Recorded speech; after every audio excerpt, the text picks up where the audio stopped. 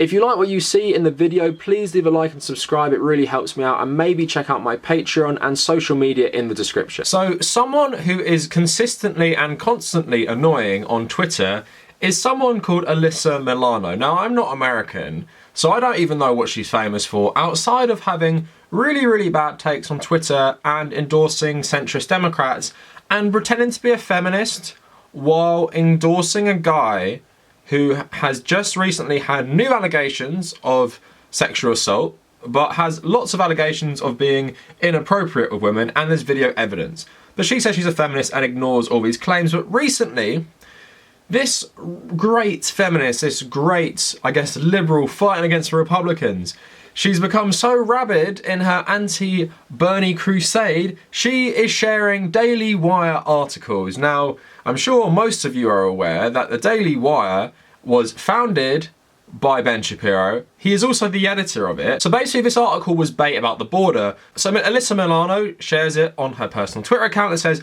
Bernie suggests he would not have shut down the travel to the US amid coronavirus outbreak. This comes at the same time where Biden was talking about a similar thing about shutting down US borders and everything. So I was thinking, let's have a look at the article to see if it's that bad. And to be honest, the article simply just states what Sanders said, but frames it as something ridiculous. So I'll just read you the comment. So asked about if he would have shut the border to, I guess, reduce the spread of the coronavirus, he said no. I mean, what you don't want to do right now is we have a president who has propagated xenophobic, anti-immigrant sentiment from before he was elected. What we need to do is have the scientists take a hard look at what we need to do. There are communities where the virus is spreading. What does that mean? It may mean self-quarantining. It may be not having public assemblies, but let's not go back to the same old thing. Isn't it interesting that a president who has been demagoguing and demonizing immigrants, the first thing he could think about was closing down the border? Now, he's not specifically saying you shouldn't close down the border, but he's saying you should do stuff based on the evidence. So the main thing is getting people to stay in their homes and self-quarantine, and I guess by default, they're not going to be crossing the border if you make everyone do this. So that comment is fine, and if you want to criticise it, it's fine, but you're basically taking it from a really far-right publication, and the article has been totally constructed as a hit job against Bernie Sanders.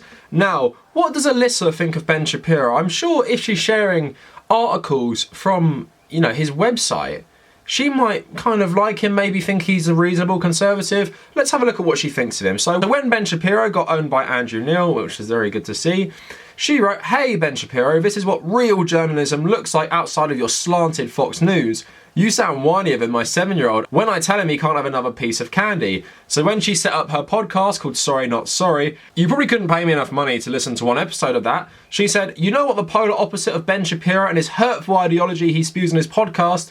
My podcast, information and inspiration wrapped up in raw, unapologetic conversations with amazing guests." Oh, wait, maybe you don't hate Ben Shapiro's hurtful ideology so much when you start sharing his website's articles to your 3+ million followers. I guess maybe you don't think he's that bad, even though his publication and his words have inspired mass shooting, racism, and in my opinion, people like Ben Shapiro really pollute the whole political discourse because they just completely skew everything in this religious, fundamentalist, far-right conservative framework, and I just think it's damaging to democracy as a whole. Now, she obviously got loads of criticism for it, so here are some of my pals on Twitter. So, The Humanist Report said, "You support an alleged rapist, you're a hypocrite." The Rational National David Dole said, "What other pro-NRA and anti-choice outlets would you recommend?" Anna Kasparian said, "Keep digging that hole, girl. You're doing great. What next? A Trump retweet."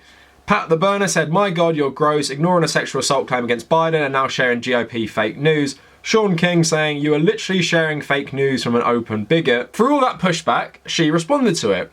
Now, her response is garbage as well, but I'm going to read it to you. So she said, "Bernie supporters, a thread for you. I will continue to do what's right for the people in this country, no matter how you attack me. So why don't you stand up for the woman who's accused Joe Biden of sexual assault?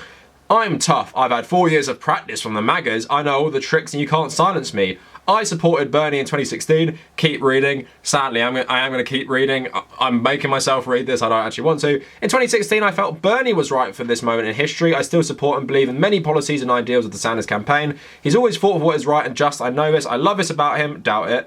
However, at the moment, I, along with what seems like the vast majority of the American people, and 98% of the other Dem candidates, who are all corporate hacks, feel that Biden is going to be the steady leadership we need, despite the fact he can't even form a coherent sentence. He has what it takes to heal the soul of the nation and bridge the divide. Whether that's his history of working with segregationists against busing and being called out by one of the people who endorsed him, or creating the crime bill, which took a racial criminal justice system and made it way more racist. She didn't actually tweet that, but again, I'm just showing how garbage this excuse is. So Biden is right for this heartbreaking moment in time. That's my opinion, my right. You're entitled to unfollow, which many of us don't follow you, and I blocked you actually. But alas, I'm not going anywhere, and I hope you don't either. We need your fight, we need your anger, we need your passion, we need your love. We're directing all of that at you because you deserve it and you're the problem. I am not your enemy. You 100% are our enemy. You're the rich liberal, you're the rich person who doesn't take into consideration the fight of oppressed classes. When you can't see a problem, you just close your ears, you close your eyes, and you don't do anything. So you are our enemy just as much as Trump Republicans, just as much as conservatives.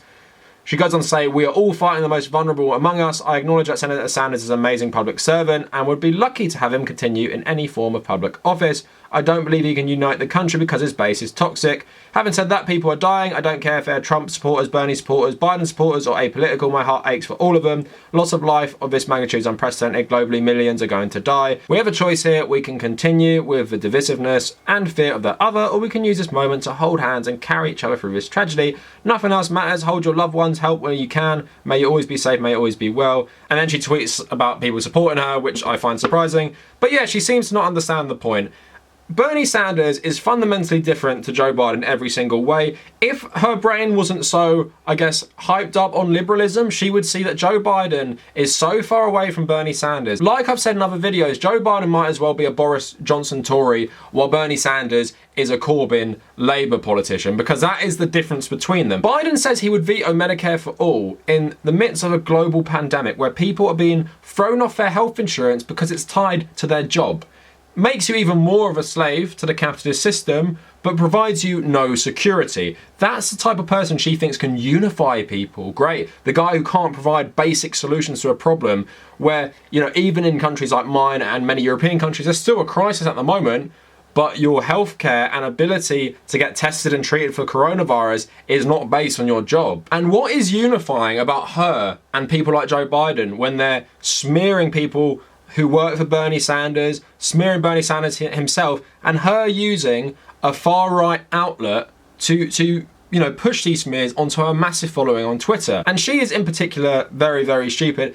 And Americans in general, the political discourse there, it just blows my mind. I was seeing that stuff with Whoopi Goldberg on The View. I'm seeing all these centrist Democrats, and I'm like, what world do you live in? How can you be more backwards than politicians in this country from the 1940s who created, the NHS, who created all this social housing system, all these different social welfare programs? How can you be behind that? And you claim to be the party and the people who fight for the oppressed, who fight for the working class, who fight for women's rights and minority rights. How can you be behind the Labour Party from the 40s if you're saying that? It's 2020. It's 80 years later, and you can't catch up, and you think you're the good guys, and you don't understand why Bernie Sanders, I guess, supporters might be toxic towards you. Also, these people have really thin skin. You saw those replies I read from, people who are other YouTubers and activists and political commentators,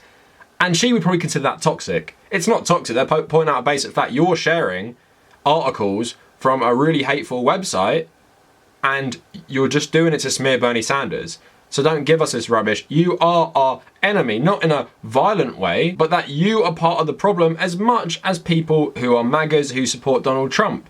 In my opinion, people like you are even worse because you pretend you're something different. It's like I made a video on quite a while ago saying you can't be socially liberal and fiscally conservative because those things are so tied together. You can't support things like gay rights but then not support monetary programs to help gay people. You can't say, you support civil rights or trans rights and all these things, but don't support the necessary financial policies to implement change in oppressed groups' lives. You can't do that. But that is the perfect example of people like this. People who will be so, concerned with civility and getting Trump out that they can't see through anything else. So these people might be fine on a personal level. She might believe things that you would agree with, but when she doesn't back it up with what she believes in terms of politics, that becomes the problem, and it just shows how full of rubbish these people are. So anyway, let me know what you guys think in the comments. Please leave a like and maybe subscribe to the channel. It really helps me out. I'm really grateful for the support lately. I've got about 500 subs in the last couple of weeks, which is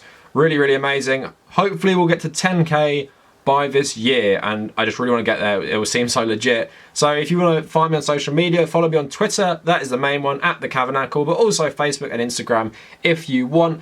Reddit is another one for me. It's very big. It's where I push all my content. So my personal Reddit is u/TommyCahill1995. No, that's not my real name for people who think I'm doxing myself. Why would I make that my real name for my Reddit account? Also r/TheCavernacle for my subreddit. Check out my Patreon and my WordPress in the description. Thanks to all my patrons as usual, and if you made it this far, thank you for watching.